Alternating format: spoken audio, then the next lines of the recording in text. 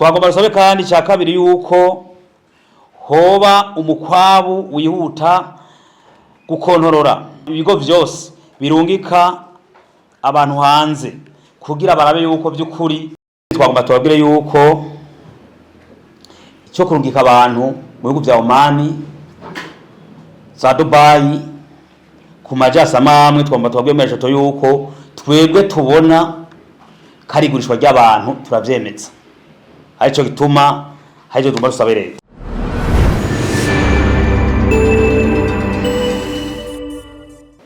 Isi yose himbaza umunsi mpuzamakungu wahariwe kugurisha abantu. Ishiramwe Rishoto nk'ishiramwe ridahanira ibyicaro vya politike giyemeje guhana agateka zina muntu, hohoterwa rya kimwa muntu nuko umuntu wese umurundi wese yoronka ico akora atakumira. Twifatanyije n'amakungu kugaje guhimbaza uwo munsi kuko hariho amabi adasanzwe kandi ahambaye yigurishwa ry'abantu yibonekeza uno munsi muri kino gihugu cacu c'u Burundi.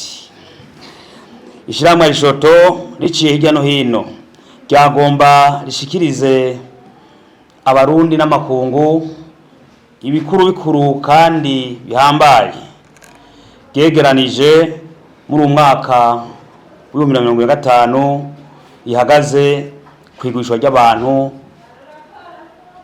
gucura bufuri na buhoro, ndetse gufata abantu bunyamaswa kugira abantu bacakara. Icambere twabonye mu Burundi niki, twarabonye yuko hari abantu bariko baragurishwa mu bihugu byo hanze, abige abakenyezi n'abarugwaruka bariko baragurishwa mu bihugu vya Oman, Arabia Saudite, Dubai, Zambia na Kenya no mu bindi bihugu.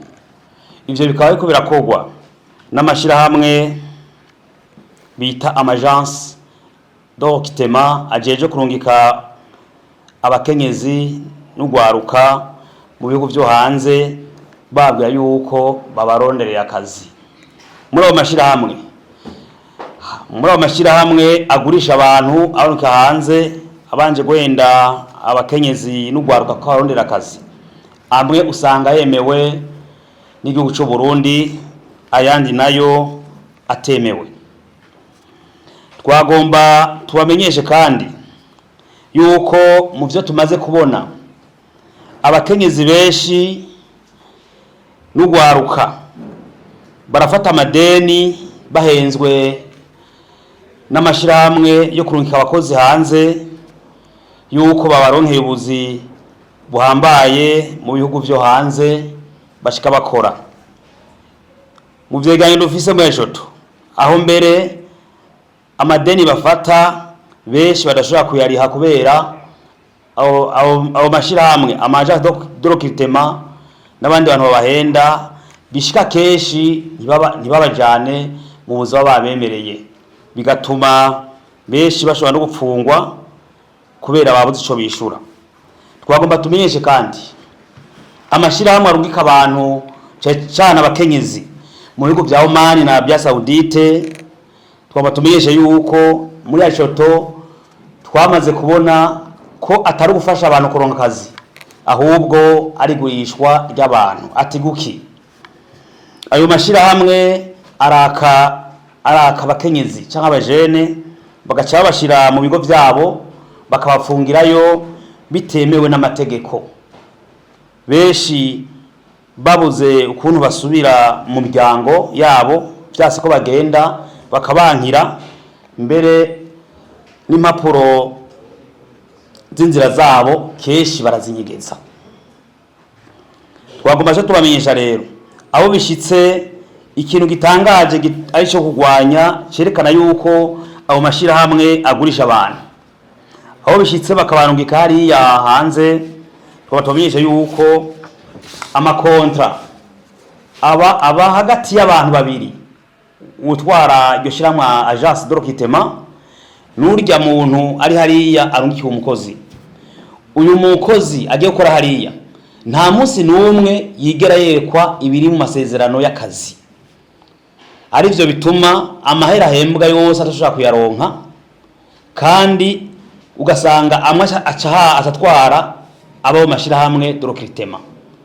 Mu mategeko mpuzamakungu agenga abakozi ico bitwa les main-d'œuvre saisonniers, abakozi bariko hanze amahera akore ateza kuyatwara yose. Ikindi naco kuri iyi kontra, umukozi agiye gukora akazi ariya ntiyerekwa kontra akaraba yuko hari amateka mukingira, yuko azotekaniriza kazoza, yuko hariho kumuvuza. Kuri ico nyene iyo bashitse hariya mu bihugu vya Oman na Arabia Saudite, abakenyezi b'abarundi kazi benshi barakorerwa ivya furambi n'abakoresha babo, abandi barafungirwa mu mazu, barakwa amadokima y'ingendo kugira ntibashobore kuva aho hantu uko bavyishakiye. Abandi nabo baratabwa mu ibarabara bababwiye ko bagiye kuronka akazi, bagasanga nta kazi kariyo, bagacaja mu ibarabara batagira ikibatabara. Iyo bahamagaye ba bantu babarungika hariya ntibigera babitaba ngo babafashe, umuntu afungirwa hariya akagorerwayo, ino bakinumira. Aho tubafite ivyemezo muri Aishoto tugomba tubaha akarorero. Muri umwaka w'2026 aho ishyirahamwe Aishoto ryafashije abagore 22 bari bashizwe mu mabara barungiswe muri Oman na Arabia Saudite, bamwe bakorewe vya furambi, abandi basanga nta kazi bafise, bacaja mu babara barabura uko bagaruka mu gihugu cabo c'amavukiro c'u Burundi, kubera base kwemera gukorerwa amabi ivya furambi, amabi aho nyagati y'akazi na muntu no kubura akazi. Aje twafashije 22 kandi twaba tubamenyesha abo majase meshi, abo mashirahamwe abarungika tuyahamagaye tukayabwira yuko afasha abo bantu bagaruke, ntibishura amatelefone benshi baca bayazimya. Twagomba tubamenyeshe kandi yuko muri Aishoto twafashije abakenyezi 11 bakorewe amabi yo gufungirwa mu bigo bibarungika hanze byo mashirahamwe amagence bitemeye n'amategeko, bakongera bakabatwara document de voyage, impapuro z'inzira. Kandi twarafashije kugira ngo amafaranga basabwe atemewe kugira ashobore gusubizwa. Tubamenyesha amashirahamwe menshi arasaba abantu amafaranga atemewe, bakabasaba ibi bakamenyesha ivyo bazobakorera ntibigere bayibakorera. Kuri iki nyene twagomba tubabwire yuko cyo kurungika abantu mu bihugu vya Oman, za Dubai, ku majasa mamwe twagomba tubabwire muri Aishoto yuko twebwe tubona karigurishwa ry'abantu turavyemeza, arico gituma haje tugomba dusabe leta.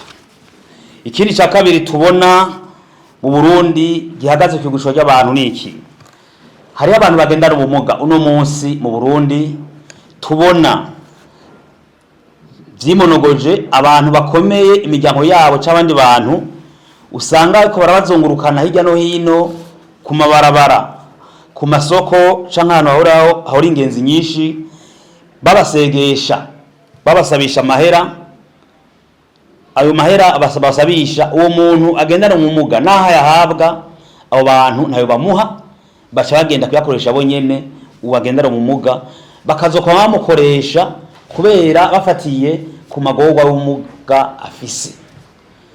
Ico kirahambaye kuko kubona umuntu kubera agendana ubumuga, umuntu akomeye, umuryango yategerezwa kumufasha kugira abaho neza, agaca mujana mu ibarabara akamusegesha, amusabisha amahera kugira ashobore gukora umugambi kanaka, na bwa buryo atoje ntawo muhe. Murumva yuko ari ubucakara, ari gurishwa ry'abantu ku nyungu z'abantu, ari byo kugwana.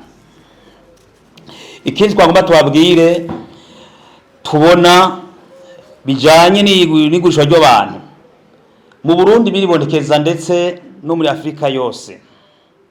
Turabona urwaruka rutandukanye rukurikirana amarezo sosiyo, hatangwa hirya no hino ku mbuga nkoranyambaga ubuzi buva mu masosiyete atandukanye buhemba neza, aho abo bantu babigira basaba ubwo gwaruka gutanga impapuro zabo ndetse bagatanga amahera menshi yuko bagiye kuronka ubuzi. Bamaze kubatanga abo bantu ntibasubira kubabona, niyo umubonye barabatera ubwoba, abandi nabo barababwira yuko hamwe bo bivuga batoteza, ugasanga ugwaruka gwasavye amadeni menshi hirya no hino. Nico gituma rero uzosanga benshi mu gwaruka bagenda mu bihugu bitandukanye badafite ivyangombwa, bahenzwe nabo bantu ko bazobibaronderera bashitseyo, ugasanga iyo bari benshi bariko bacugwa ufuni na buhoro, baricwa, barahohoterwa, barafatwa mu nyamaswa. Aho mbere tubana mu bihugu vya Afrika hageze ahantu abantu bagiyeyo bahenzwe muri ubwo buryo bariko baricwa. Turatanga akarorero ko mu gihugu ca Afrika y'Epfo, Afrika du Sud, abantu bariko baricwa mu nyamaswa. Urabona yuko duhimbaje umunsi no muri Afrika hari ingorane zitandukanye z'abantu bagurishwa hirya no hino, ugasanga bariko baricwa kubera bagiyeyo amategeko atavyemera kandi babeshwe ku nyungu z'abantu babagurisha. Kuri uyu munsi rero duhimbaza uwo munsi, ishyamwe Rishoto riboneyeho gusaba leta y'u Burundi n'abafatanyabikorwa ba leta y'u Burundi ibi bikurikira: kugurura amatohoza y'ubutungane no guhana bimwe bishimitse, harimo no kugara amashirahamwe, ibigo bijejwe kwegeranya abantu, kurokirita bibarungika mu bihugu vyo hanze, mu gihe tubona yuko vyinshi bakoresha uruyeri n'ugwenge n'igurisha ry'abantu babanje guhisha ukuri kuri mu masezerano y'akazi, ndetse bakabaka amahera babahenze ivyo babemerera atari vyo. Ugasanga n'abagiye hanze baragoreweyo, ntibashoboye kubakurikirana babahenze ko bazobikora. Dusaba yuko ivyo bigo leta y'u Burundi bikora nk'ivyo bimaze kuboneka vyokugagwa burundu, kuko biriko birafasha mu mabi yo kugurisha kiremwa muntu.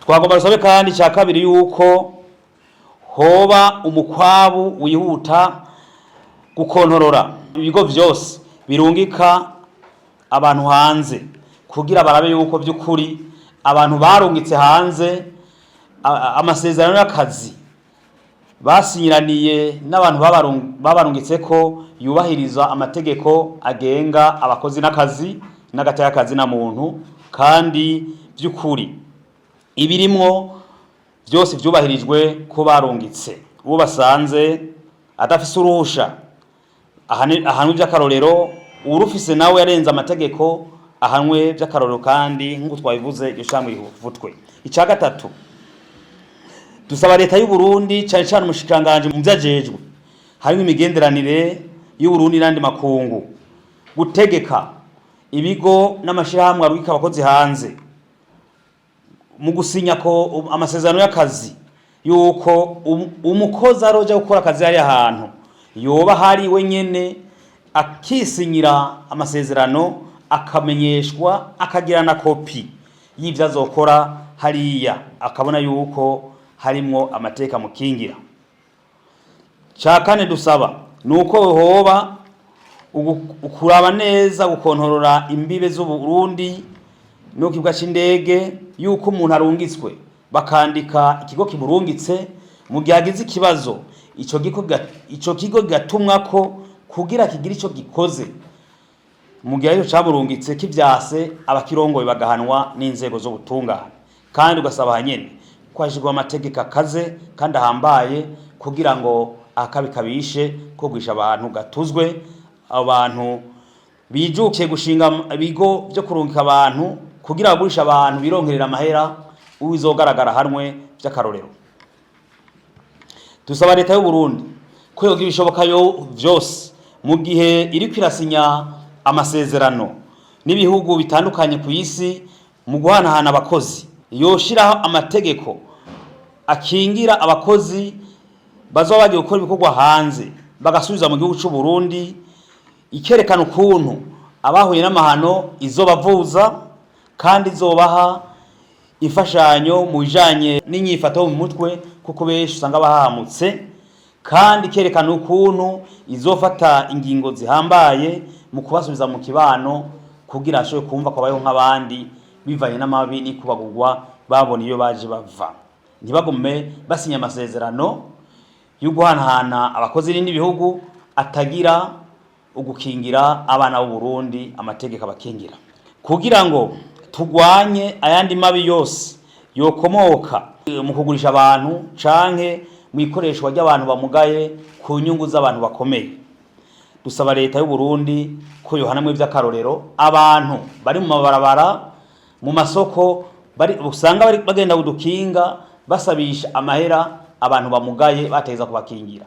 Dusavye yuko hofatwa ingingo zibereye kugira abo bantu basegesha abantu ku nyungu zabo batuzwe burundu mu gihugu cy'u Burundi, agateka kugendana ubumuga nako kubahirizwe, kuko ugendana ubumuga ni umuntu nk'abandi ategezwa kubaho yubahirijwe nk'abarundi bose. Dusaba yuko kandi leta yoja hamwe n'amashirahamwe adahinza politike ndetse n'abegwa n'ikibazo cyo kugwanya amabakorerwa mu muntu mu kugurisha abantu, kugira ngo bagire kampanye cyo twokwita sensibilisation, kumenyesha abarundi hirya no hino abafasoni n'ugwaruka ko batokwemera gukoreshwa mu kugurishwa ku nyungu y'abantu bamwe bamwe usanga bashinze ibigo kugira barondere inyungu mu igusho ry'abantu. Mu kurangiza, kuri umunsi itariki 30 ku kwezi kwa Mukakaro umwaka wa 2026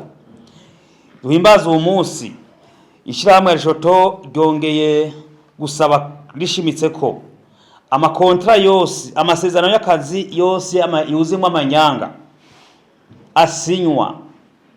asinywa n'abakenyezi barungika mu bihugu byo hanze, mu bihugu vya Oman, Arabie Saoudite n'ugwaruka muri Dubai ku nyungu z'akagwi yofutwa burundu mu mwanya muto, kugira ngo abari hariya mu bihugu vya Oman na Arabie Saoudite n'ugwaruka rubiza Dubai hirya no hino mu gihugu basinye amasezerano atabafasha kwiteza imbere, ahubwo afasha kwiteza imbere abashinze ibigo nko tubibona, tumaze imisi tubibona n'amasezerano mwe twabonye n'abayafotoye baba binyegeje yofutwa burundu, kugira ngo hasigweho amasezerano yubahiriza agateka kazina muntu, aha amahigwe mu iterambere uri korakora akazi, adaha amahigwe uwicaye ataca ariko arakora. Tuca tuvyita twebwe kugurisha umuntu ugaca umutungirako wicaye, ubwo n'ubucakara. Ugomba gukora nawe urakora kugira utunge. Twagomba tumenyeshe kandi rero yuko dushimitse abatwumva bose kugurisha abantu kari kizira, kandi amategeko y'u Burundi bwashingiro bitavyemera n'amategeko mpuzamakungu atavyemera. Abafise ibigo vyemera n'ibitemewe n'abari mu nzego z'igihugu bagomba basinya amasezerano bavyumve, kugurisha abantu ukabatungirako birabujijwe n'amategeko y'igihugu na mpuzamakungu. Je tumeje yuko uwo ni wo mwanya rero wo kubigwanya, twese duhaguruke tubigwanye burundu.